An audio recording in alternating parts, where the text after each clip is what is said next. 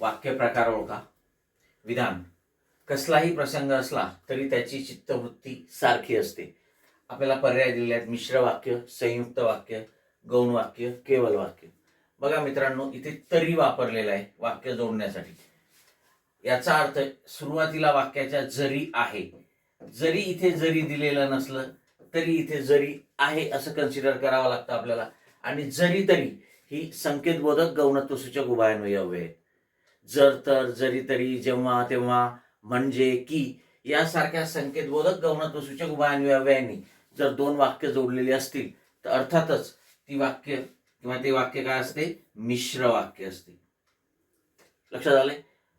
कुठल्याही गौणत्वसूचक उभयान्वयी अव्ययांनी जर दोन वाक्य जोडलेली असतील, मग ते स्वरूपबोधक असेल, कारणबोधक असेल, उद्देशबोधक असेल, संकेतबोधक असेल, तर ते वाक्य मिश्र वाक्य असते. याशिवाय संबंधी आणि दर्शक सर्वनामांनी जोडलेली वाक्य मिश्र वाक्य असतात. याशिवाय जेथे, तेथे यासारख्या क्रियाविशेषण अव्ययांनी जोडलेली वाक्य सुद्धा मिश्र वाक्य असतात. मग हे वाक्य जे आहे हे जरी, तरी या संकेतबोधक गौणत्वसूचक उभयान्वयी अव्ययांनी जोडलेलं आहे आणि म्हणून इथे हे वाक्य आहे मिश्र वाक्य. Okay, yes.